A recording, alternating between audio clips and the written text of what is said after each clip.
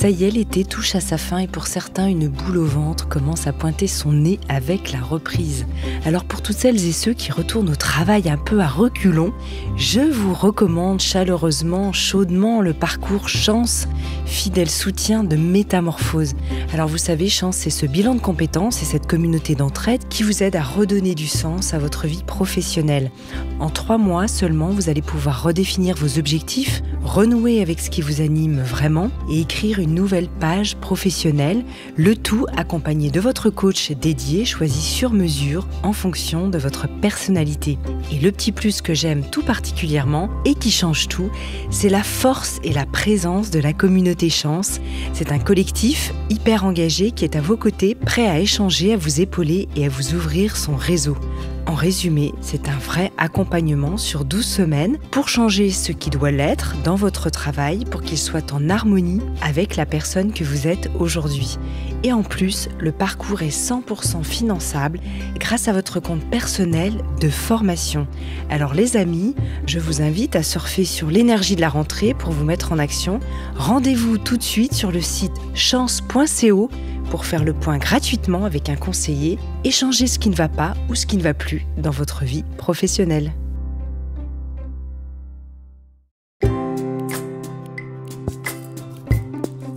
Bienvenue dans le Best of Métamorphose, une série spéciale qui vous permet de découvrir ou de redécouvrir les épisodes les plus écoutés de Métamorphose.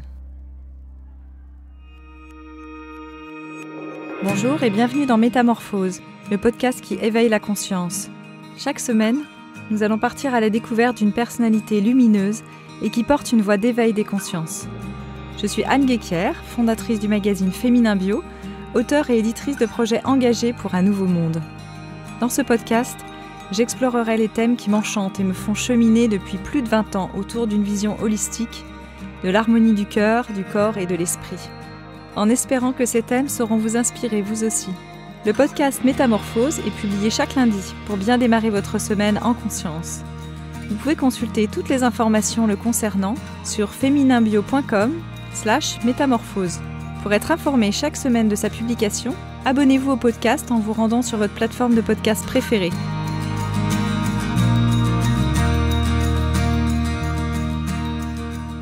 Bonjour et bienvenue dans Métamorphose. Aujourd'hui, mon invité est docteur en psychologie, chercheur et écrivain. Il anime un observatoire de l'ultrasensibilité et est fondateur du Centre d'études et de recherche en psychanalyse. Il a écrit de nombreux livres, essais et romans, et notamment Hypersensible, trop sensible pour être heureux aux éditions Erol. Aujourd'hui, nous allons tenter de discerner si nous sommes, si vous êtes à fleur de peau, comme le titre de son roman, c'est-à-dire si vous faites partie des hyper ou des ultra-sensibles. J'ai le plaisir d'accueillir dans Métamorphose Saverio Tomasella. Bonjour Saverio et merci d'être là. Bonjour, avec grand plaisir. Alors cette première question, comment savoir si je suis un ou une hypersensible ? Quelles sont les manifestations de l'hypersensibilité ? Alors oui, c'est la bonne question, comment savoir si je suis hypersensible ? Parce que comme c'est pas une maladie, c'est chacune qui va se définir comme étant très sensible. Alors il y a des manifestations qui vont avoir lieu au niveau des sensations, au niveau des émotions, au niveau de la pensée et au niveau des intuitions.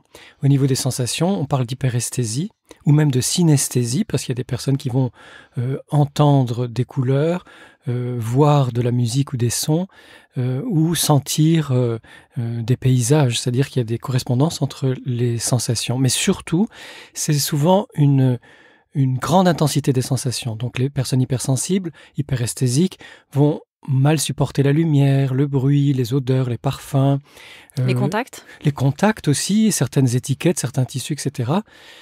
Donc ça, c'est au niveau des sensations. Après, au niveau des émotions, il y a des hypersensibles qui vont être gagnés par leurs émotions, envahis par leurs émotions, mais parfois c'est pas au niveau de l'intensité que ça se joue, ça va se jouer au niveau de la variété des émotions. C'est-à-dire que socialement, nous sommes habitués à 4 ou 5 grands types d'émotions, et d'ailleurs beaucoup de livres sur les émotions font cette erreur de présenter seulement 4 ou 5 émotions, alors que les hypersensibles vont ressentir toute une palette très très large d'émotions différentes de ce que les autres peuvent ressentir. Après, il y a au niveau des idées, certains hypersensibles sont des hyperpenseurs, des gens qui pensent tout le temps, qui ruminent, qui ressassent, qui se posent 1000 questions. Et puis enfin, il y a des personnes qui sont très intuitives, qui vont sentir l'ambiance d'un groupe, même d'un restaurant. J'ai une amie comme ça qui ne peut pas rentrer dans certains restaurants. Dès les premières secondes, elle sait si elle va pouvoir s'asseoir à une table ou pas. Et c'est pareil quand elle va dans une maison, dans un groupe, etc. Elle sent les atmosphères, les ambiances, les personnes.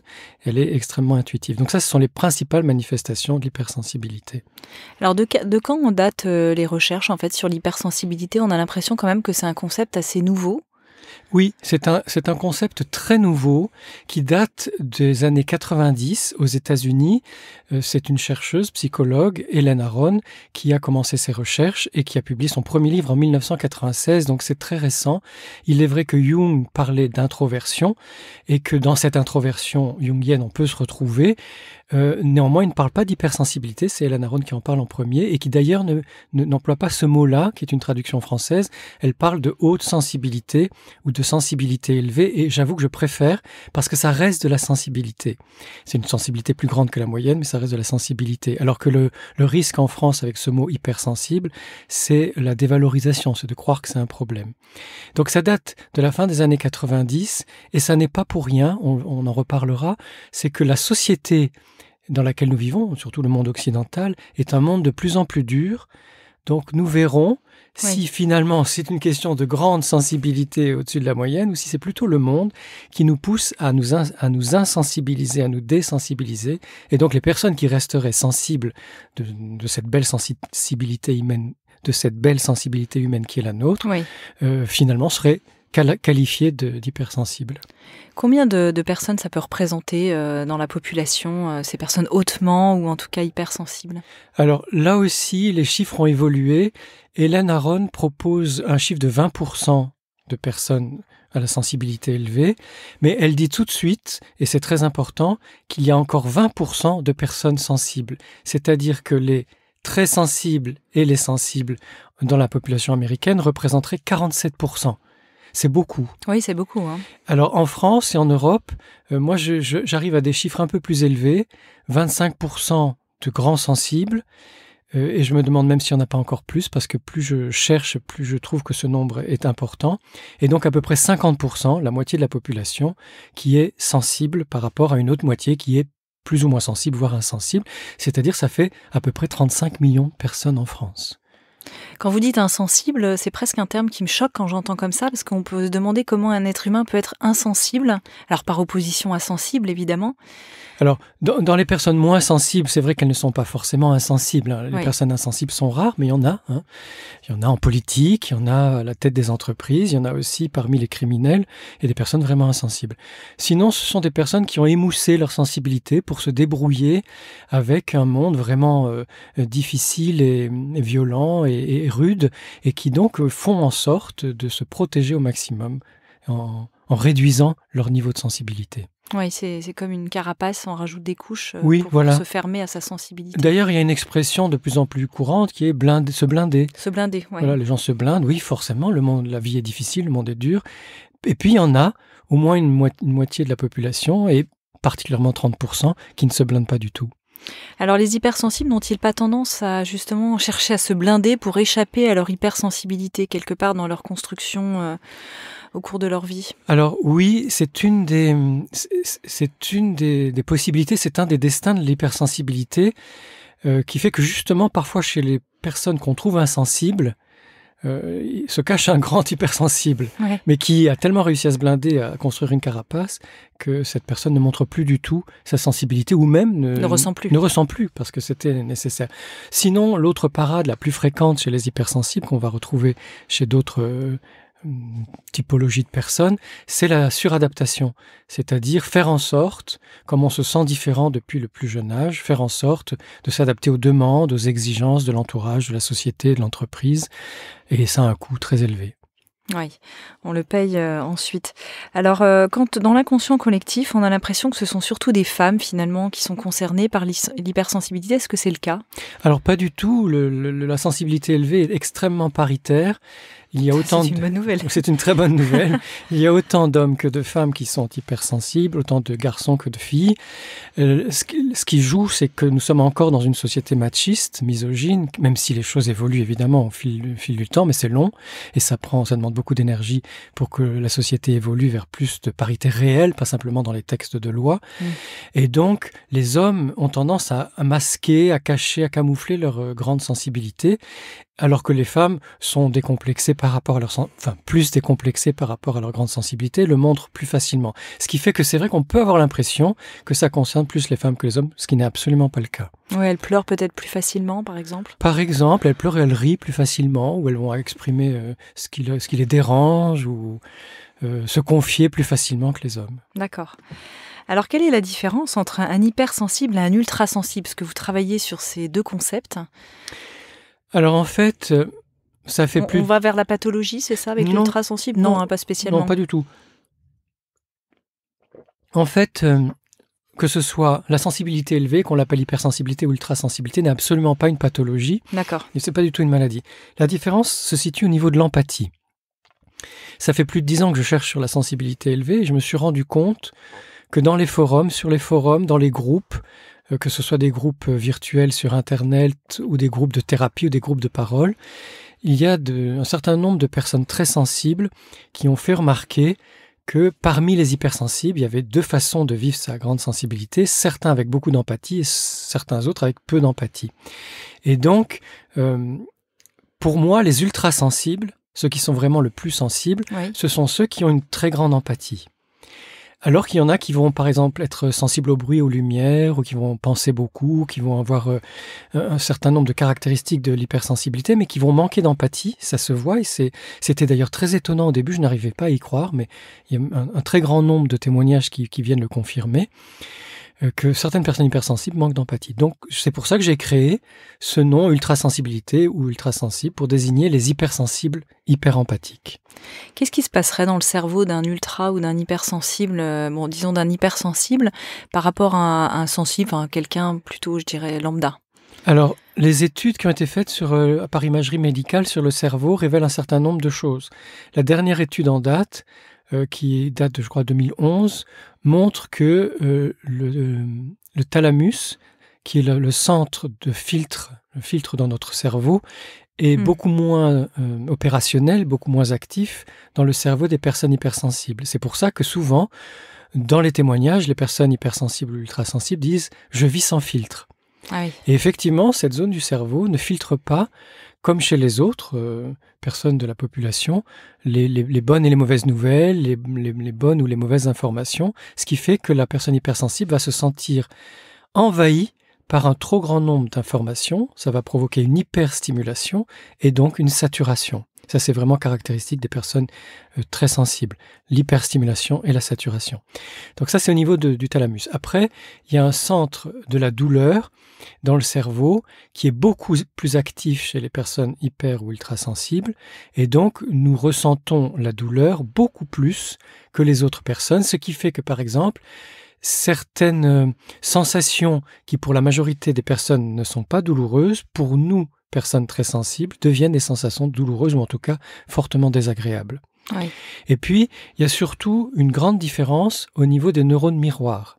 Donc là, ça concerne surtout l'ultrasensibilité, les ultrasensibles, c'est-à-dire que les neurones miroirs, c'est cette zone dans le cerveau qui s'active quand justement nous sommes en empathie avec quelqu'un. Et les personnes ultrasensibles manifestent donc une très grande empathie supérieure à la moyenne. D'accord. Comment vous êtes arrivé à vous intéresser en fait à ces travaux sur la sensibilité, l'ultrasensibilité? Alors pour plusieurs raisons personnelles. La première, c'est que je suis très sensible. La deuxième, c'est que dans ma famille, la sensibilité était mal vue. Il ne fallait pas l'exprimer, ni pleurer, pas trop rire. Il valait mieux ne pas exprimer ses émotions ou ses sentiments. Mais surtout, c'est que j'ai eu la chance de faire mes études au lycée musical. Et c'est comme sport-études, c'est-à-dire que j'avais classe le matin et musique l'après-midi. Et j'étais très étonné parce que dans mes études musicales, je faisais aussi du théâtre, tous nos professeurs nous demandaient de développer notre sensibilité, d'exprimer notre sensibilité. Et il fallait au contraire qu'on soit extrêmement sensible pour pouvoir être de bons comédiens ou de bons musiciens. Et Alors qu'à la maison, ou dans un certain environnement plus social, c'était la demande inverse qu'on me faisait.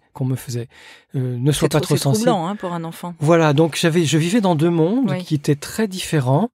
Je préférais bien évidemment le monde de la musique et de l'art, du théâtre, où j'adorais mes professeurs, j'adorais mes camarades, j'y passais le plus clair de mon temps, je faisais toutes les activités qu'on me proposait, j'y allais. J'y étais le week-end, les vacances, etc. Parce que pour moi, c'était un élément dans lequel je me sentais bien. Or, quand je suis devenu adulte et que j'ai continué la musique en amateur, mais que par mon métier, mes relations, etc., j'étais dans cette société qui n'aime pas la sensibilité, je me suis dit, il y a vraiment un problème social. Et c'est là que je me suis rendu compte que finalement, les personnes que l'on traite d'hypersensibles ou de trop sensibles sont des personnes qui vont bien, qui ont cette belle sensibilité humaine qu'on peut développer dans d'autres domaine, notamment artistique. Oui, alors c'est exactement la question que j'allais vous poser. Est-ce qu'on retrouve plutôt des hypersensibles quand ils expriment justement leur sensibilité dans les domaines de l'art, de la création, etc. Oui, alors c'est vrai que les grands sensibles vont choisir des métiers qui vont vers la création, que ce soit l'art, que ce soit la communication, la publicité, le journalisme aussi, mais aussi les métiers de soins. Il y a des grands sensibles qui vont choisir d'être infirmières, aide-soignantes, etc., éducatrices, éducateurs. Et c'est votre cas puisque vous êtes docteur en psychologie. Voilà. Ouais. Et puis, il y a aussi des personnes qui vont choisir d'être enseignantes, surtout dans les petites classes maternelles, école primaire. Donc oui, c'est vrai que quand on connaît sa grande sensibilité, on peut, au moment du choix d'un métier, choisir un métier qui va nous permettre de l'exprimer. Oui, c'est ça. On vit dans un monde qui n'est pas très favorable finalement aux hypersensibles. Vous en avez un petit peu parlé tout à l'heure, mais c'est vrai qu'on a un monde qui est bruyant, qui peut sembler agressif, tout s'accélère, etc. Enfin, je ne veux pas dépeindre un tableau noir, mais enfin, quand même, il y a un brouhaha environnant, une pression assez forte. Comment les hypersensibles vivent cela ? Difficilement. Et c'est pour ça qu'on va trouver parmi les grands sensibles, hypersensibles et ultrasensibles, beaucoup de personnes très engagées dans l'écologie, ou en tout cas concernées par l'écologie, par l'agriculture biologique, par les médecines douces, naturelles, par toutes les alternatives qui permettront, je le souhaite de tout mon cœur, de tout mon être, qui permettront d'aller vers un monde moins pollué, moins violent, moins abîmé. Mais au jour le jour, on prend les transports, on travaille dans des entreprises qui sont pas forcément bienveillantes. Et effectivement, non seulement la sensibilité est mise à mal, mais elle est mal vue, voire moquée, raillée, dépréciée, etc. C'est clair. Quel rôle joue le regard des autres sur les hypersensibles, justement ? Alors c'est un rôle très important qui vient, à mon avis, du fait que depuis qu'ils sont petits ou petites, les hypersensibles sont mal vus, se sentent en décalage en tout cas avec leur entourage parce qu'il y a une différence de sensibilité, donc de relation au monde, parce que une grande sensibilité, c'est une autre façon d'être au monde. Et ce décalage, cette différence, souvent, c'est vrai qu'il y a des familles et des écoles qui accueillent mieux la grande sensibilité, comme les écoles Montessori par exemple, oui. Mais dans les écoles classiques, c'est plutôt vu comme une faiblesse. Donc cette différence et ces souffrances que l'enfant et l'adolescent ont vécues du fait de leur sensibilité, les ont poussés à être très attentifs par la force des choses. Être très attentif à ce que les autres allaient penser d'eux, dire d'eux, faire contre eux ou sans eux.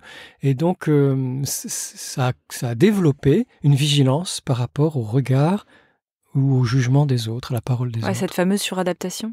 Ça fait partie de la suradaptation. Oui. Ouais, alors j'ai l'impression, en vous entendant, de cocher toutes les cases. C'est ce que je vous disais dans la préparation de l'interview. On est deux, puis on n'est pas les seuls.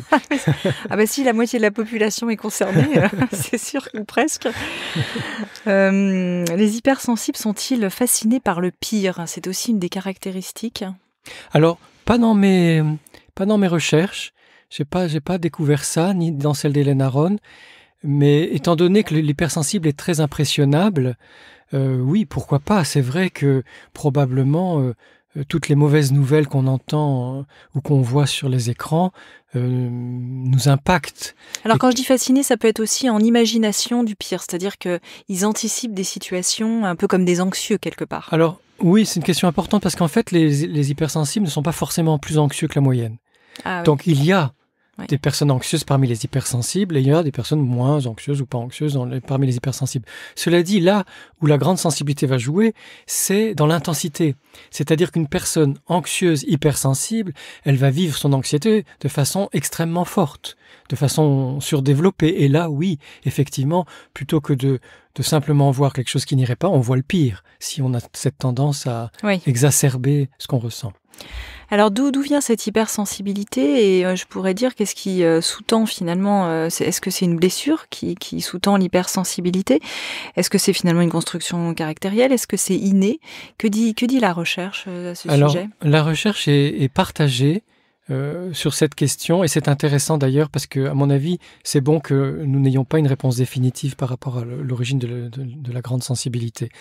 Elana Aron a pensé que c'était génétique. Elle l'a dit, mais dans son premier livre, page 37 et page 39, je cite les pages parce que c'est précis. Non, mais c'est important parce que elle le dit elle-même. Oui. Attention, n'accordons pas trop d'importance à la piste génétique. Ce qui compte, c'est ce que les hypersensibles vivent. Et puis, finalement, on n'en sait trop rien. Ouais, elle a raison. Il y a cette piste que ça pourrait être génétique. Alors, c'est possible en ce qui concerne l'hyperesthésie. C'est vrai qu'il y a des familles où les gens supportent mal la lumière, ou le bruit, ou les odeurs, ou le toucher, etc. Donc là, c'est plus plausible quand c'est au niveau des sensations. Dès qu'on est à d'autres niveaux, il y a d'autres facteurs qui entrent en ligne de compte, d'autant plus qu'on sait aujourd'hui avec l'épigénétique que nos gènes sont transformés par ce que nous vivons, nos traumatismes, ce que nous mangeons, les environnements dans lesquels nous vivons, la culture dans laquelle nous baignons, etc., etc. Nous sommes de grands résilients, en fait. Alors, en tout cas, nous sommes... là, c'est le bon côté de l'adaptation, oui. C'est l'adaptation biologique, l'adaptation au milieu environnant. Donc oui, nous sommes capables de nous ajuster à tout ce qui se présente à nous pour vivre au mieux et trouver notre équilibre.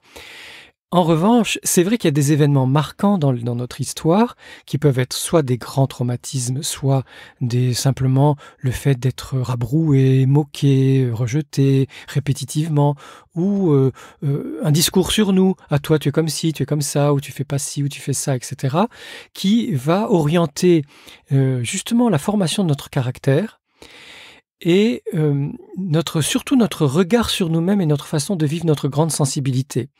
Quand un enfant naît dans une famille artiste, que ce soit des parents de métier artistique ou pas, simplement parce qu'ils ont cette sensibilité artistique, et qu'on lui dit « Ah ouais, c'est super, tu t'exprimes bien, vas-y, joue ce rôle-là » ou « Ah, mais je comprends, pleure mon enfant » ou « rit » au contraire, et que toute la famille participe à ce mouvement d'expression de la sensibilité, l'enfant va être extrêmement sensible et développer sa sensibilité, mais il va bien la vivre. Oui. Donc pour lui, ce ne sera pas un problème. Et il se dira au collège ou au lycée, ah bon, on est différent.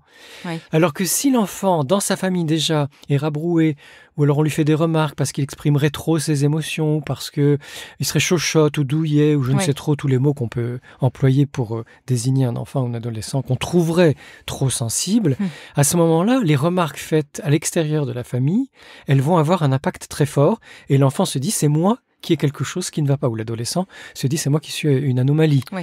Et à ce moment-là, ça façonne le caractère, mais cette fois-ci d'une façon en perte de confiance, en dégringolade de l'estime de soi, ce qui est une des difficultés des personnes très sensibles qui le vivent mal.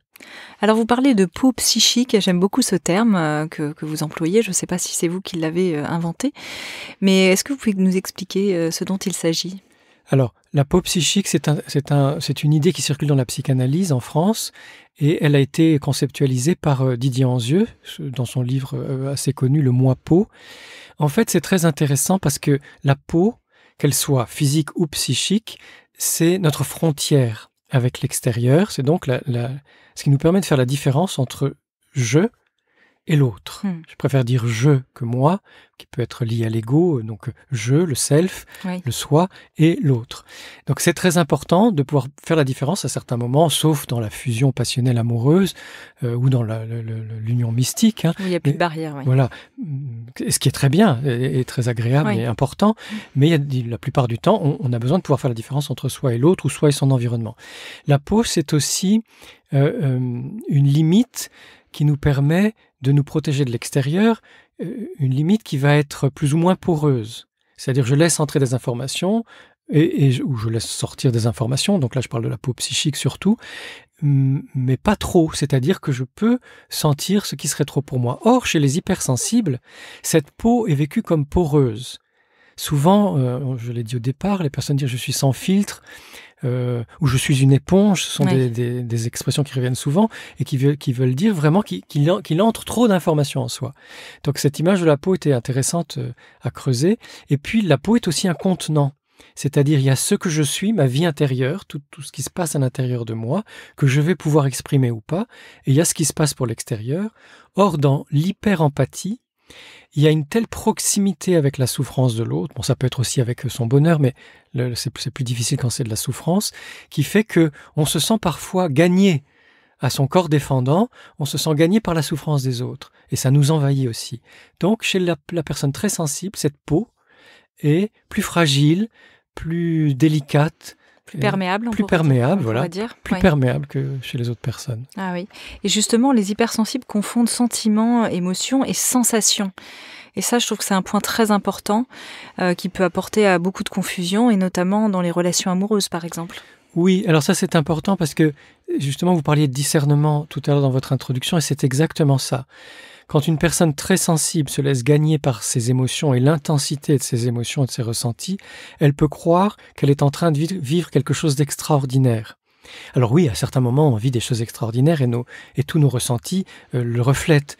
En revanche, parfois, comme nous avons des ressentis très intenses et très exacerbés, mais c'est simplement que nous avons une résonance, une amplification émotionnelle très, très grande qui nous concerne, qui concerne notre façon de vivre et qui ne concerne pas forcément la relation à l'autre. Ce qui fait qu'on peut se leurrer sur ce que l'on ressent pour l'autre, en se disant « tiens, j'ai des sentiments pour elle ou pour lui », mais aussi sur ce que l'autre ressent pour nous, ou simplement le fait de se sentir bien, de passer un bon moment, c'est pas forcément de l'amour, c'est pas forcément un sentiment amoureux qui se déclare, et d'où ces mésinterprétations, ces mauvaises interprétations que nous pouvons faire de nos propres ressentis ou de ceux de l'autre, ou de certains signes que nous donnerait l'autre, et qui nous poussent à nous tromper, notamment en début de relation, en croyant que c'est de l'amour alors que ça ne l'est pas, ou alors ça peut devenir de l'amour, mais nous allons plus vite, ça aussi c'est une autre caractéristique, cet emballement émotionnel fait que nous allons aller plus vite dans le début de la relation amoureuse que l'autre, et ça peut gêner l'autre d'ailleurs. Bien sûr, ça peut être étouffant. Ça peut être étouffant ou désarçonnant parce que l'autre a besoin de plus de temps.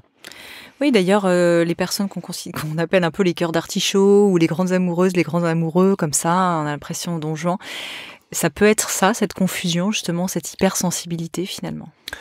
Alors, je pense confusion des sentiments. On dit confusion des sentiments, mais en fait, c'est pas une confusion des sentiments, c'est une confusion des émotions en réalité. Oui, je pense pas que Don Juan était hypersensible. Encore ça pourrait faire une piste intéressante. Mais disons que oui, je pense que c'est plus dans l'emballement, dans l'enthousiasme, dans cette spontanéité, dans cette façon de cette entièreté, cette authenticité qui fait qu'on entrerait à brûle-pourpoint ou dans le vif du sujet d'une relation amoureuse, très, très rapidement. J'ai oublié votre question. Non, je disais que c'est les personnes qu'on considère un peu comme des cœurs d'artichaut, voilà, pour éviter l'exemple du Don Juan dont on ne doit pas faire la psychanalyse aujourd'hui. Et plutôt du cœur d'artichaut qui s'emballe assez vite, c'est vraiment ça, quoi. Oui, mais à ce moment-là, le cœur d'artichaut, il va être cœur d'artichaut un peu dans toutes ses relations. Bien sûr en amour, mais dans sa relation avec ses enfants, ou ses parents, ou ses frères et sœurs, ou ses amis, même ses collègues, ça peut poser des difficultés au travail parce que on attend moins ce genre de relations affectueuses au travail. Donc c'est vrai qu'il y a une espèce de débordement, mais gentil. Le cœur d'artichaut est vraiment le cœur sur la main. Qu'est-ce qui est exacerbé d'autre chez l'hypersensible ? Là, on a parlé des relations amoureuses, mais comment ça peut se manifester justement cette confusion entre sentiments, émotions et sensations ? Les disputes, par exemple au travail ou en famille, c'est-à-dire le désaccord de l'autre.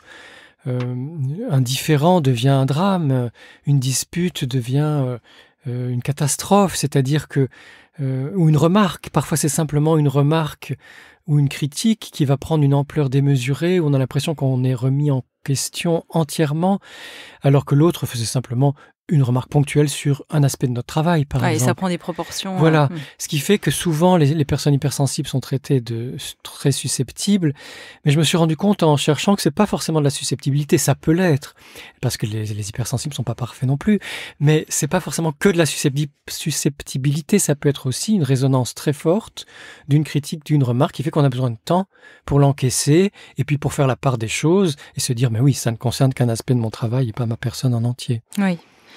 Est-ce qu'on peut devenir une hypersensible quand on quand on fait un travail sur soi, psychanalytique ou d'éveil, développement personnel, peu importe la voie, je dirais, et que finalement on enlève des pots de protection? Est-ce qu'on peut devenir plus vulnérable d'une certaine manière et donc hypersensible? Oui, je vous remercie pour cette question. C'est une très belle question, elle est très importante et elle est trop rarement posée, donc merci infiniment, parce que c'est vrai. C'est complètement vrai et c'est trop oublié. C'est-à-dire qu'effectivement, quand nous avançons sur un chemin d'évolution, quand nous devenons plus conscients, plus humains, plus ouverts aux autres et plus en lien avec le cosmos et tout ce qu'il y a dans le cosmos, effectivement, nous devenons aussi plus sensibles. Donc le développement de notre évolution et de notre conscience implique inévitablement, imparablement, un développement de notre sensibilité. Ce qui fait qu'il y a des personnes qui n'étaient pas forcément hypersensibles avant de se lancer dans une thérapie ou un cheminement de développement personnel et qui le deviennent au fur et à mesure, qui en sont étonnés. Mais heureusement, tout ce chemin leur permet aussi de bien vivre leur grande sensibilité. Oui, parce que parfois ça peut être, je dirais, je mets des guillemets un peu handicapant, de se dire « Ouh là là, j'ai plus mes carapaces » et du coup, finalement, mes vieilles protections, elles me servaient quand même bien plus facilement à me diriger dans le monde sans cette hypersensibilité, ou en tout cas pas aussi, avec le curseur pas aussi haut. Alors, c'est vrai, mais c'est important pour rassurer les personnes qui nous écoutent, de dire que effectivement, plus nous avançons dans une forme de développement personnel et humain, plus nous allons développer nos capacités d'ajustement à la réalité, de réponses qui soient des réponses personnelles, d'engagement parfois aussi, et de créativité. C'est-à-dire que même si nous avons effectivement beaucoup moins de défense pour nous débrouiller face à un monde qui peut nous agresser ou un monde qui peut nous perturber, nous avons développé ou nous sommes en train de développer des ressources qui vont nous permettre de mieux répondre malgré l'impact sensible de ce que nous vivons. Alors ça, c'est une bonne nouvelle. Oui, c'est une très bonne nouvelle et surtout c'est important que nous soyons ensemble. Oui. Que les personnes sensibles travaillent ensemble, soient amis ensemble, fassent des activités ensemble, parce que tout de même, même si bien sûr il peut y avoir des frictions, parce que ça c'est humain, il y a une compréhension de ce qui se passe pour l'autre, parce qu'il a le partage de la même grande sensibilité, et des mêmes ouvertures, et donc des mêmes fragilités. Mmh. Quel pont faites-vous entre hypersensibles et ce qu'on appelle les surdoués, les zèbres, les atypiques? Bon, tout ça, c'est un peu des étiquettes, donc je dirais ne nous attachons pas trop aux mots, mais plutôt à la différence. J'ai entendu qu'effectivement, un zèbre est toujours hypersensible, alors qu'un hypersensible n'est pas forcément toujours zèbre, par exemple. Est-ce que c'est vrai? Alors, j'ai beaucoup évolué dans ma conception de la réponse à cette question. Et aujourd'hui, je peux vous dire que le pont est immense. Donc, je vais venir un peu plus tôt dans mes recherches. Il y a quelques années, je m'étais arrêté aux statistiques. Et donc, il y aurait 25% ou plus de personnes hypersensibles et ultrasensibles et 1 à 2% de personnes surdouées. C'est-à-dire beaucoup moins de personnes surdouées que de personnes hypersensibles. Et effectivement, parmi les personnes surdouées, 90% de ces personnes surdouées ou zèbres sont hypersensibles, mais certaines ne le sont pas. Donc ça, c'était les chiffres qu'on avait pendant longtemps. Et puis, plus je voyage et sillonne la France, la Suisse, la Belgique, plus je me rends compte, et plus je recueille des témoignages aussi, oui. Plus je me rends compte que finalement, il n'y a aucune différence entre les zèbres, les atypiques, les surdoués, les précoces et les hypersensibles.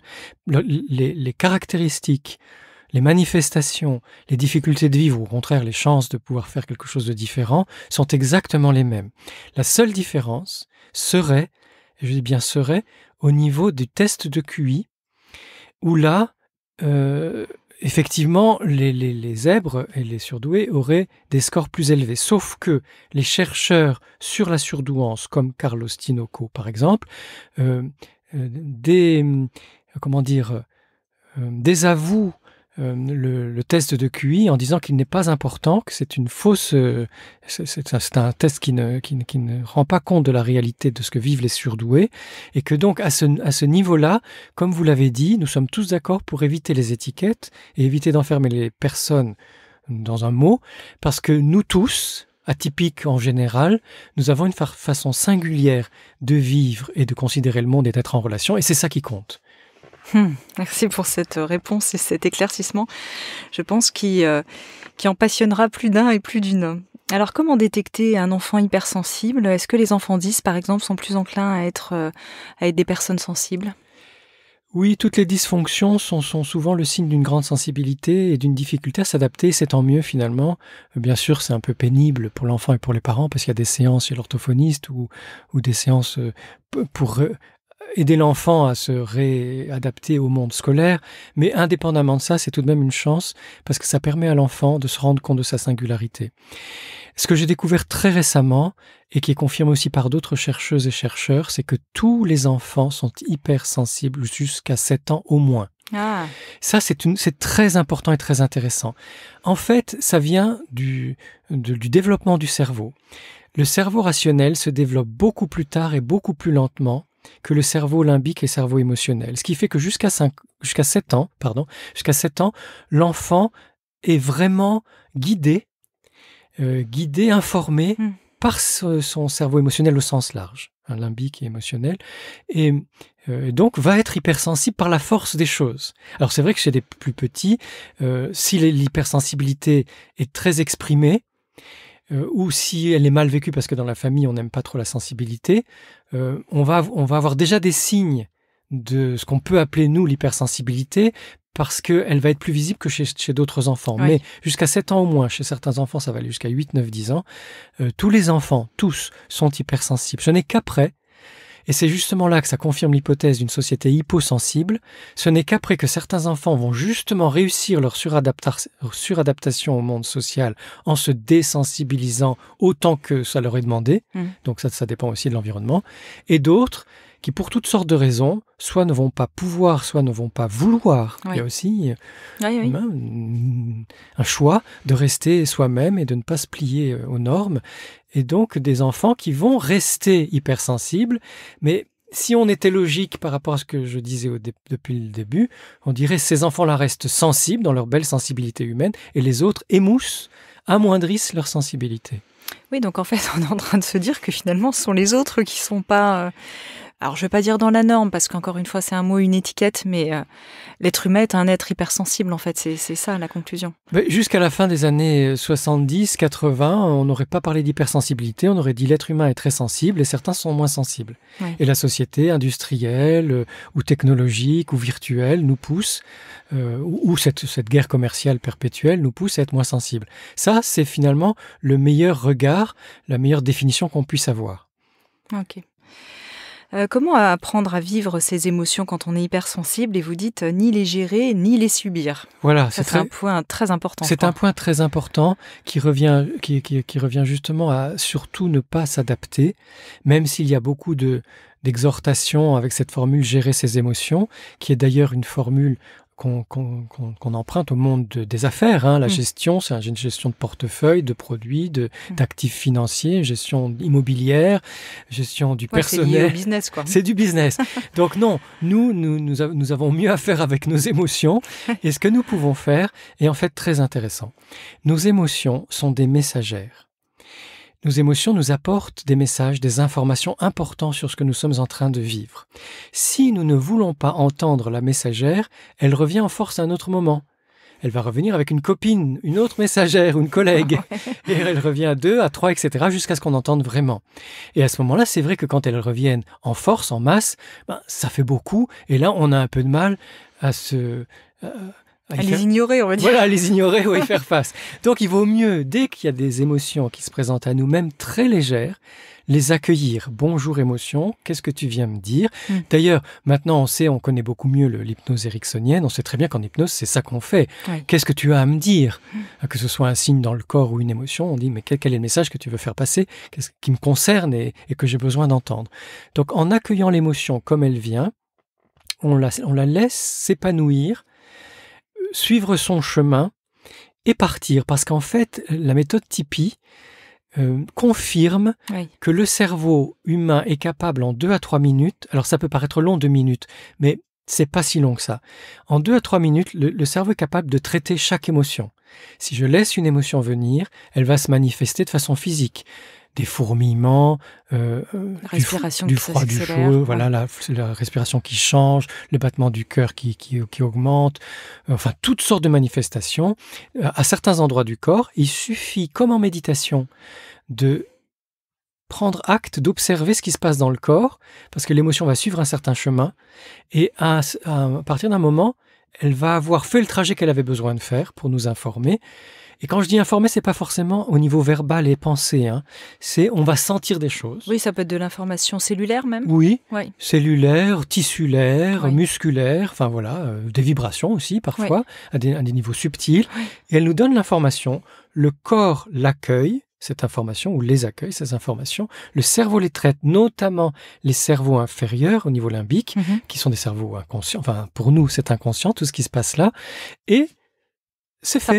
Ça passe. Alors que si on lutte contre l'émotion, non seulement elle va se renforcer. On risque de somatiser.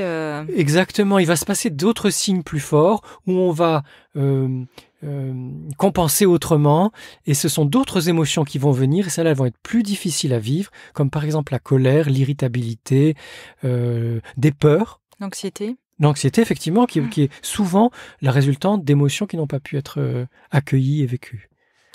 Donc simplement, on la laisse passer, on l'accueille, on la regarde. On peut même se verbaliser dans notre tête en disant « je te vois, je t'entends, je te… » Alors je t'accueille pour ne pas privilégier un sens, parce que même si nous avons un sens privilégié qui peut être la vue, l'ouïe ou le toucher, tous les sens, et c'est là que la synesthésie a un rôle très important à jouer, tous nos sens en fait concourent à l'accueil, à l'assimilation, à la digestion de l'émotion.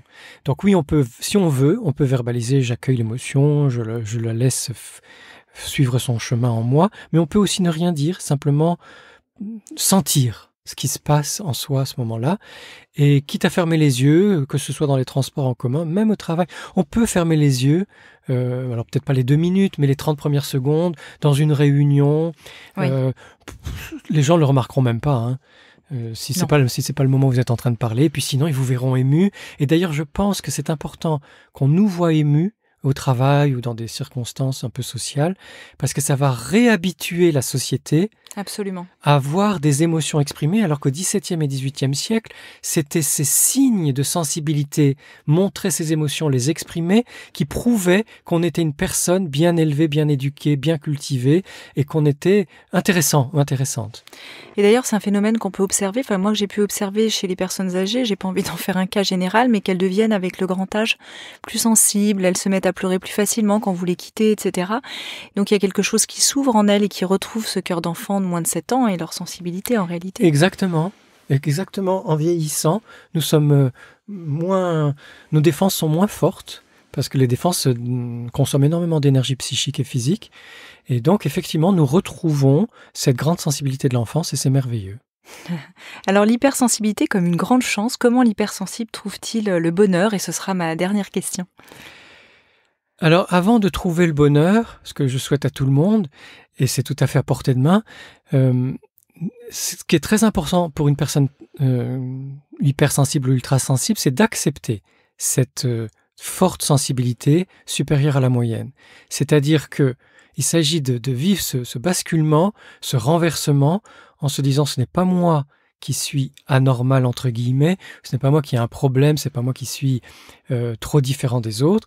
Si problème il est dans la société qui nous demande justement d'émousser, d'amoindrir ou de cacher notre sensibilité. » Et donc ce renversement, ce changement de perspective permet de se dire « ma sensibilité est belle, elle est bonne, elle est une chance, c'est-à-dire un potentiel, et comme elle est un potentiel, je vais la développer. » C'est une erreur de croire que quand on est trop sensible, on doit surtout ne pas développer sa sensibilité. C'est en développant ma sensibilité que je la connaîtrai mieux, et en la connaissant mieux que je pourrai la vivre mieux. Et en plus, développer ma sensibilité, c'est aussi développer des ressources nouvelles. Donc c'est grâce à cette sensibilité qui va m'aider à être à l'écoute de moi-même, bien sûr, et des autres, dans un tri subtil des informations, dans une conscience plus forte de ce que je veux, de ce que je ne veux pas, et puis bien sûr dans une capacité créative, dans une liberté créative, et aussi de plus en plus dans une capacité d'affirmation en disant, ben voilà, pour moi, ce film est trop violent, j'ai pas envie de le voir, ou là, il y a trop de monde, j'ai besoin de faire une pause, je vais faire un tour, je reviens dans 5-10 minutes. Enfin, ce genre de choses qu'on n'osait pas faire avant, mais comme on se connaît sensible et qu'on s'accepte sensible, ben finalement, on va dire, là, il fait trop chaud ou trop froid pour moi, ou il y a trop de lumière, ou je ne sais pas. Mais le simple fait de poser nos limites ou nos particularités, c'est comme ça pour moi, et de le dire très simplement, va nous aider à vivre. Et puis après, il y a des choix qui vont en découler, comme le fait d'habiter dans un lieu un peu moins bruyant, un peu moins pollué, un peu plus proche de la nature. Je connais beaucoup de personnes qui, à un moment ou un autre de leur vie, ont fait ce choix-là. Et finalement, elles en sont très heureuses. Le bonheur découle finalement de nos choix qui sont à l'écoute de nous-mêmes et en respect de nous-mêmes. Et parfois, il y a aussi des changements de travail, d'emploi. On va faire un métier différent, ou on va faire parce qu'on adore son métier, on va le faire différemment. On va choisir aussi des amis un peu, soit qui sont hypersensibles, soit qui comprennent notre grande sensibilité. Oui, les relations sont moins agressifs. Qui sont moins agressifs, ou moins moqueurs, ou moins rejetants. Et puis, quand la relation amoureuse ne permet pas de s'épanouir, comme je l'explique dans le roman À fleur de peau, il peut y avoir aussi un changement amoureux important, parce qu'il va permettre de vivre en harmonie, en syntonie, en phase avec quelqu'un de sensible ou qui accueille bien la sensibilité. Eh bien, en tout cas, c'est merveilleux. Ce podcast, je suis sûre, va aider des milliers de personnes, tout comme vos nombreux livres et essais. Je rappelle quelques noms. Ces 2 romans, À fleur de peau, puis plus récemment, Derrière le mur coule une rivière. Et puis Hypersensible, trop sensible pour être heureux, que je citais en introduction, Attention, cœur fragile, les hypersensibles et l'amour. Et puis votre dernier livre aux éditions Le Duc sur les ultrasensibles en collaboration avec Carole Pirotte. Êtes-vous ultrasensible? Voilà, êtes-vous ultrasensible, pour aller plus loin dans toutes ces recherches. Et puis comment est-ce qu'on peut vivre aussi l'hypersensibilité au quotidien. Merci infiniment. Avec grand plaisir, merci à vous.